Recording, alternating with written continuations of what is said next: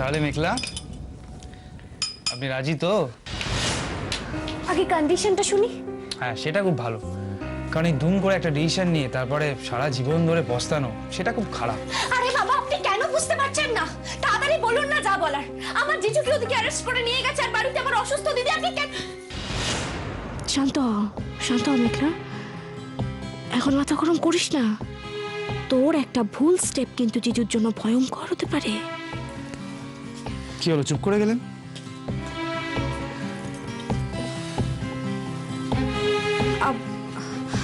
আপনি বলুন, আমি শুনছি।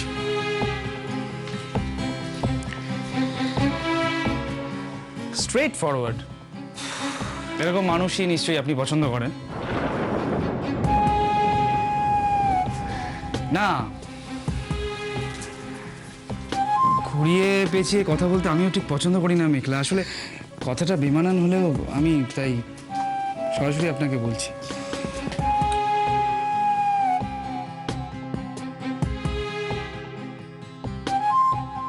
আমি প্রথম দেখাতেই আপনাকে ভালোবেসে ফেলেছি মেঘলা, ভালোবেসে ফেলেছি মেঘলা।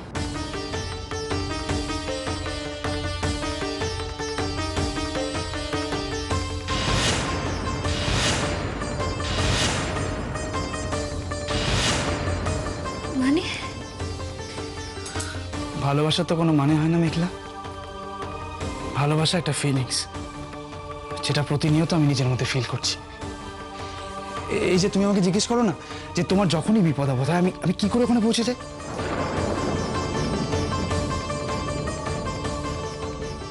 এটাই ভালোবাসা মেঘলা, যেখানে কাউকে কিচ্ছু বলে দিতে হয় না, শুধু কথা বলে মন। Shut up! Just shut up! কি বলছেন তখন থেকে আপনি? হ্যাঁ, আপনি জানেন না যে আমি জানি জানি তুমি বিবাহিতা, তাই তো? আপনি সব জেনে শুনেও আপনি পাগল হয়ে গেছেন। আপনি নিশ্চয়ই পাগল হয়ে গেছেন, নাহলে এরকম একটা প্রপোজাল কেউ কোনো... কি দোষ করেছি প্রপোজালটা করো না? তুমি জানো না তুমি নিজে কি ডিজার্ভ করো? হ্যাঁ, জানো না? জানো না তুমি কিভাবে লাইফ লিড করছো, কার সাথে লাইফ লিড করছো? অনিরুদ্ধ, তুমি নিজে কেমন সারাদিন হই হট্টগোল করে ঘুরে বেড়াও। You are a free soul, তুমি এইভাবে লাইফ লিড করো। You are very spontaneous, full of life. আর সেখানে কে? অনিরুদ্ধ, যে তোমার প্রেজেন্সের সামনে দাঁড়াতেও পারে না, ম্যাচই করে না। তোমার প্রেজেন্সের সাথে যায় কে? কে তোমার পারফেক্ট ম্যাচ? ঋষি। ঋষি, তুমি শুধু ঋষি। চুপ, একদম চুপ, একদম চুপ। অনি আমার জন্য কতটা ডিজার্ভিং সেটা আমি জানি। আর শুনুন, আমি আপনাকে না প্রশ্নের উত্তর দেওয়ার জন্য বাধ্য নই, কিন্তু এখন দিতে বাধ্য হচ্ছি, কেননা আপনি আমাকে আমার অনিকে নিয়ে প্রশ্ন করেছেন। ওর পার্সোনালিটি আমার কাছে ঢাকা পড়ে না। আমরা একে অপরকে কমপ্লিমেন্ট করি। Fine fine fine, cool down cool down. আমি তো তোমাকে এক্ষুনি জবাবটা দিতে বলিনি। আমি তোমাকে বলেছি যে একটু ভেবে চিন্তে মাথা ঠান্ডা করে তারপরে জবাবটা দিব। ট্রাই টু আন্ডারস্ট্যান্ড মেঘলা। তুমি কিন্তু না বুঝে শুনে ইমোশন ফুল হচ্ছে। যদিও বা হই অনেক, কিন্তু তাও কোনো দিনও আমার কাছে এসে বলবে না যে মেঘলা, আমি তো কোনোদিন তোমায় বিয়ে করিনি।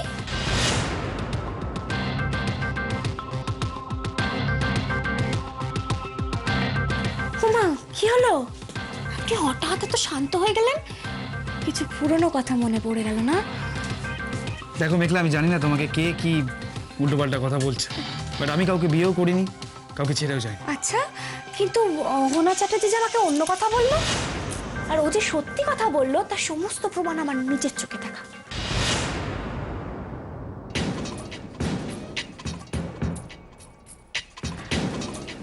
আমি জানি না অহনা কেন এগুলো বলছে। মেবি আমাকে পেতে চায়, আমাকে ভালোবাসে, পছন্দ করে, তাই বলে ওর সব কথা তো আজকে এরকম ভাবে ধরা উচিত না। আর আপনি বিয়েটা করেননি বলছেন?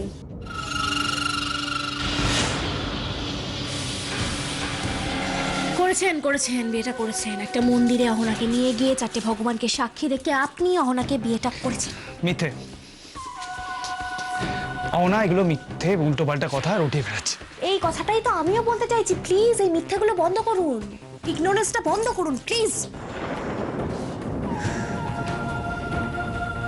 ভালোবাসা কোনোদিনও একতরফা হতে পারে না, কোনোদিনও পারে না ঋষি। আপনি জানেন না মেয়েটা এখনো আপনার জন্য ওয়েট করে আছে। যান না, যান ফিরে যান না ওর কাছে।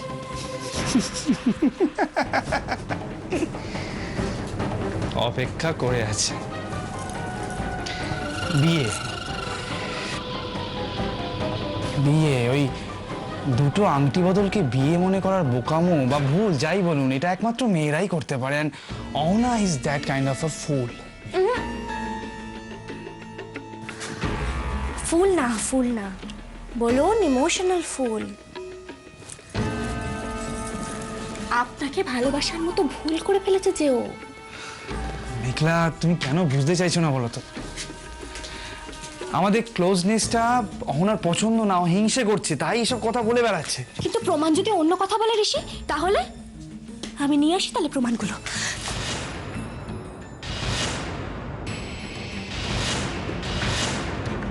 তুমি এরকম কিচ্ছু করবে না, কারণ আমি জানি তুমি আমাকে ভালোবাসো। একদম না। এই সমস্ত নোংরা চিন্তা ভাবনার মধ্যে না আমার নামটাও আপনি জড়াবেন না। এতদিন ধরে আমার কাছে ভালো সাথে নাটক করলেন।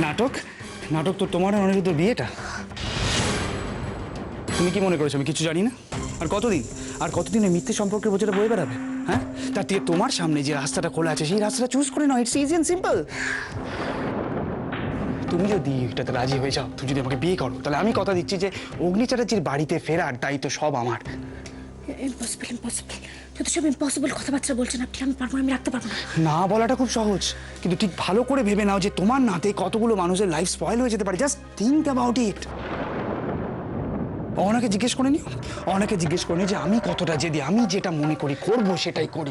আর আমি যদি চাই তোমার জিজুকে জেলের মধ্যে পচাবো, তাহলে সেটা করার পুরো ক্ষমতা আমার আছে, সেটা তুমি খুব ভালো করে। আপনি চুপ করুন না। এটা যদি হয় তাহলে তোমার প্রেগনেন্ট দিদি সাফার করবে, ওদের উঠবি বাচ্চাটা সাফার করবে, on the whole Chatterjee family suffer করবে। আর তুমি সেটা দাঁড়িয়ে দাঁড়িয়ে দেখবে। তুমি দাঁড়িয়ে দাঁড়িয়ে দেখা ছাড়া কিছু করতে পারবে না, কারণ তখন তোমার কিছু করার থাকবে না। So just think about it.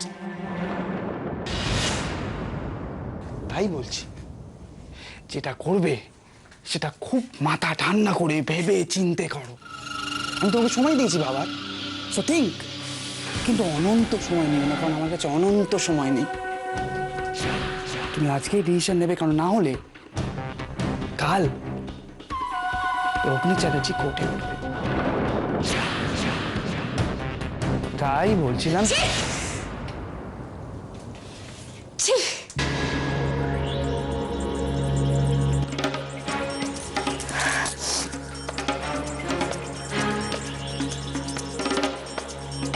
আপনাকে এতটা নিচু ভাবিনি।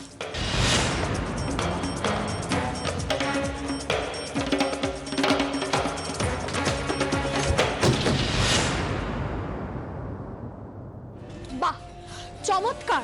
এই নাকি আমি এই বাড়ির বউ। আমার শাশুড়ি মা কি করছে? চিৎকার করে করে পাড়ার লোককে শুনিয়ে আমায় শাসাচ্ছে। আমার মতো শাশুড়ি পেয়েছিলি বলে তুই পড়তে গেলি। সেরকম শাশুড়ির পাল্লায় পড়লে না এই বাড়িতে তোকে আর থাকতে হতো না। কেন? কি করেছি এখন আমি? কি করেছি? যেখানে যা হবে সব দোষ আমার না? একদম তাই। মানেটা কি? বাইরে কোথায় কি হচ্ছে সেটা আমি কি করে জানবো? রোহিণী, দেখো এই ক্ষেত্রে হয়তো মেয়েটা ঠিকই বলেছে। সত্যি তো, ও তো বাড়িতে বাচ্চা সামলাতেই ব্যস্ত, বাইরে কি হচ্ছে কি করে জানবে বল?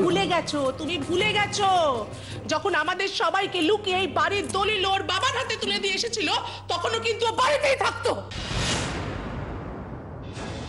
বাবা আর মেয়ে মিলে সারা দিন ধরে শুধু আমাদের সংসারের অমঙ্গল চাইছে, সর্বনাশ করে চলেছে আমাদের সংসারের।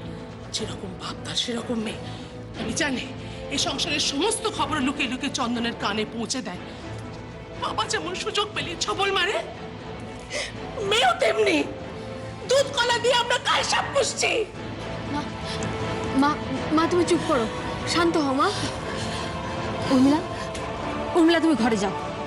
তোমার মাকে বলো আমার বাবার নামে যেন একটাও কথা না বলে। এখনো কোনো কথা আমি বলিনি, বুঝলি? বলিনি। আমার সন্দীপের যদি কিছু একটা হয়ে যায় না, তাহলে আমি ভুলে যাব যে তুই আমার সুজনের বউ। বেশ, তোমার যা মনে হবে তুমি তাই করো। কোনো দোষ না করেও যখন আমি দোষের ভাগী হয়েছি, তখন আমিও দেখি আমি কি করতে পারি। ছি ছি ছি উর্মিলা, তুমি যদি নাও বলে থাকো, অন্তত মায়ের অবস্থাটা দেখে চুপ করে যাও তুমি। সব বোকামো তোমার বরের, তার জন্য আমি আমার বাবা কেন কথা শুনবো? আবার শুরু করলে তুমি? উর্মিলা, তোমার কি কোনো শিক্ষাই নেই? কেন, কি করবে? আবার মারবে, চুপ না করলে আবার মারবে, তাই তো? মারো, কিন্তু এইবারে আমি থানা পুলিশ না করে ছাড়বো না। উর্মিলা প্লিজ, একটু মানুষের মতো ব্যবহার কর। একেই আমার দাদা হাসপাতালে ওই অবস্থায় পড়ে আছে, আমার কোথায় দাদার পাশে থাকা দরকার তা না, বৌদির ফোন পেয়ে আমাকে এখানে চলে আসতে হলো। তার মধ্যে তোমার আর তোমার বাবার করলে না, আমাদের মতো সুখী পরিবার আর কটা আছে কে জানে। উর্মিলা প্লিজ, দয়া করে নিজের মুখটা একটু বন্ধ রাখো। সুজন, ও সুজন, সুজন কি হয়েছে তোর দাদার? কি হয়েছে? কেমন আছে সে? হ্যাঁ, আমার সন্দীপ কেমন আছে? আমার ভয় করছে। কেমন আছে রে সন্দীপ? কেমন আছে বল না বাবা, বল না, বল না কেমন আছে সে? বাবা, দাদার পায়ে আবার একটা অপারেশন করতে হবে।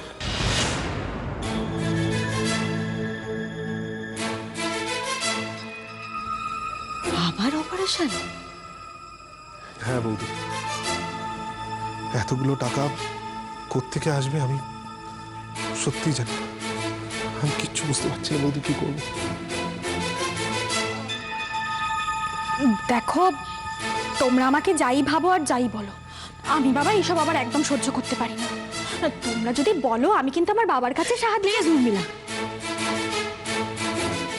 অন্তত এই নামটা তুমি আমার সামনে মুখে এনো না। তোমাদের কাছে হাত জোর করে বলছি, হাত জোর করে বলছি, আমার স্বামীর জন্য তোমাদের কাউকে কিচ্ছু ভাবতে হবে না। যদি আমাকে ভিক্ষে করতে হয় আমি তাও করবো। কোথাও একটা ভুল হচ্ছে, ছেড়ে দাও, ছেড়ে দাও আমার অগ্নিকে, ছেড়ে দাও। আন্টি, আন্টি একটু শান্ত হও আন্টি, বরুণ আছে তো, তুমি দেখো আন্টি, ও খুব চেষ্টা করবে, ও ঠিক অগ্নিকে ছাড়িয়ে আনবে, তুমি একটু শান্ত হও আন্টি। অগ্নিকে নিয়ে আমার কোনো চিন্তা নেই, আমি জানি আমার সাথে ডিল অনুযায়ী ঋষি ওকে ঠিক মতনই রেখেছে। এখানে টেনশন বাড়ুক, আরও বাড়ুক, তবে তো মেঘলা পথ হারাবে। মা,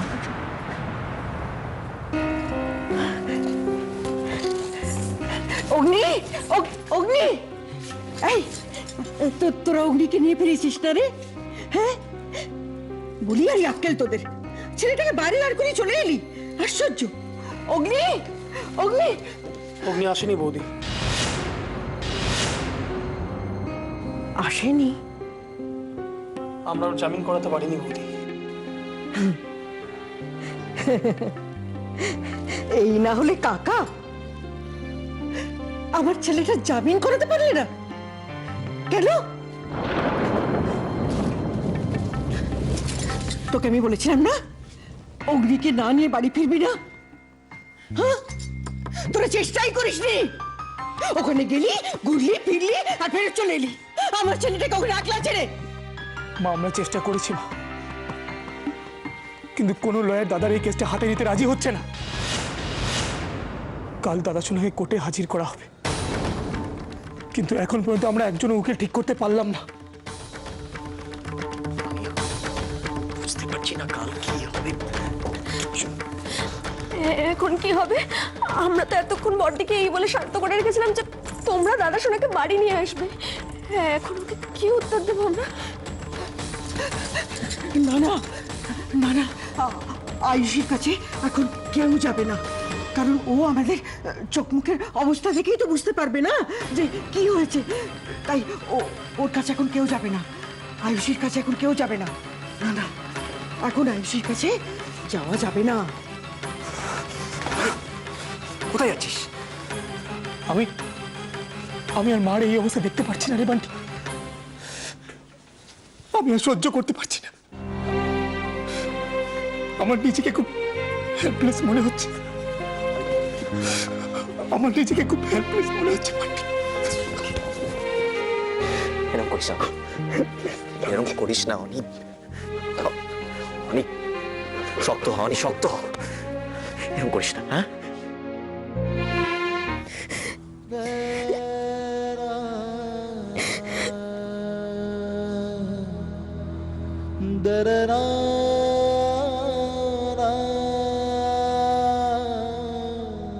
ধর্মাবতার, আমার দাদা সম্পূর্ণ নির্দোষ। আমি সত্যিই জানি না কেন একটা ভালো ছেলেকে এইভাবে সবাই মিলে হ্যারাস করছে। সব শেষ হয়ে গেল অপরাধ, সব শেষ হয়ে গেল। এমন কাউকে পাচ্ছি না যাকে আঁকড়ে ধরে এই বিপদ থেকে আমি বেরিয়ে যেতে পারি। যিনি আইনতভাবে আপনাকে নাকি সই করে মালিকানা দিয়েছেন, তিনি যদি মালিক না হন, তার কাছে যদি লিখিত পরিত কোনো মালিকানা না থাকে, তাহলে আপনি কি করে মালিক হলেন? আর আপনি কি করে বলছেন ওদেরকে বাইরে চলে যেতে? বড় আপনি বেরিয়ে যান। এবার তো তুমিও নেই এখানে, তো দূরে আছো যে সেখান থেকে আসা সম্ভব না। নিজেকে বড্ড অসহায় মনে হচ্ছে, একা লাগছে, একা লাগছে নিজেকে।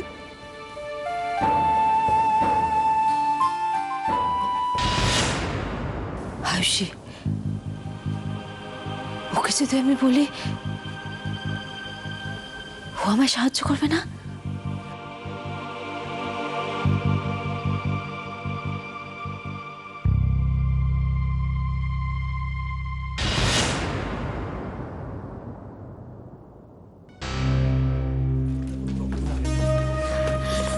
ডক্টর, বড্ডি কেমন আছে? দেখুন, প্রেগনেন্সি ক্ষেত্রে এই পিরিয়ডটা খুবই ক্রুশিয়াল। আর ওনাকে যা দেখলাম, উনি তো সাংঘাতিক টেনসড হয়ে রয়েছেন। দেখুন, টেনশনটা কমাতে না পারলে কোনো ওষুধই খুব একটা কাজ হবে না, উল্টে বেবির উপর এফেক্ট হবে। হ্যাঁ, মানে আমার দাদা শোনা আসলে। হ্যাঁ, আমি টিভিতে দেখেছি পুরো ঘটনাটা। তবে হোয়াট এভার ইট মেবি, শরীর তো সে কথা শুনবে না। তবে হ্যাঁ, এরকম চলতে থাকলে কিন্তু মিসেস চ্যাটার্জির ক্ষেত্রে খুব খারাপ হতে চলেছে। চলুন। ঠাকুরপো, হ্যাঁ বৌদি বলো। ছোট কোথায়? ও তো এখন আয়ুষীর কাছে রয়েছে। ও ওখানেই থাক। ও যেন আয়ুষীকে ভালো করে বোঝায়, যেন ওর যাতে কোনো ক্ষতি না হয়। বলবো আমি সব বলবো, কিন্তু বলছিলাম যে বাণীকে আর এসব পারবে? মানে এ বাড়িতে তো একমাত্র মেঘলাই পারে এসব করতে। তাও তো বটে। আচ্ছা, মেঘলা কোথায়? বড়মা মেঘলা তো অনেকক্ষণ আগে বেরিয়েছে। হ্যাঁ, তা কোথায় বেরিয়েছে কিছু বলে গেছে? না, দাদা সোনাকে সঙ্গে নিয়েই ফিরবে এই বলে হনন করে চলে গেল। সে তো অনেকক্ষণ, সেই বেরিয়েছে, এখনো ফেরেনি। আমি আর মা তো মেঘলাকে অনেকক্ষণ ধরে ফোন করছি, কিন্তু ওকে ফোনে পাচ্ছি না। সে কি? না, আমরা না হয় বাড়িতে ছিলাম না, কিন্তু তাই বলে তোরা একবার ফোন করে জানাবি না যে মেঘলা এতক্ষণে বাড়িতে ফেরেনি? বাবা শোন না, আমি বলছি কি, মানে ধরো কোথায় যেতে পারে মেঘলা? কি করে দাদা সোনাকে জেল থেকে ছাড়াতে চাইছে ও? কি করবো আমি এখন? সে কি শর্ত দিল?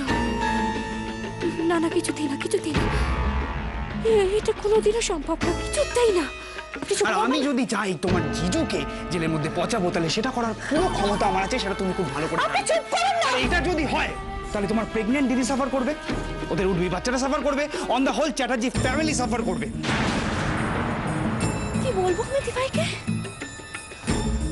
ও আর ওর বেবি যাতে ভালো থাকে, তাই জন্যই তো আমি এখানে এসেছিলাম।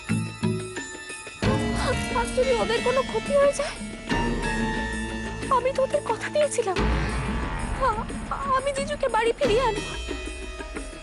কি করে সম্ভব হবে সেটা? কি করে? তুমি যদি এটাতে রাজি হয়ে যাও, তুমি যদি আমাকে বিয়ে করো, তাহলে আমি কথা দিচ্ছি যে অগ্নি চ্যাটার্জির বাড়িতে ফেরার দায়িত্ব সব আমার। তাহলে আমায় ঋষির দেওয়া শর্তই মেনে নিতে হবে? অসম্ভব, অসম্ভব। আমি অনেককে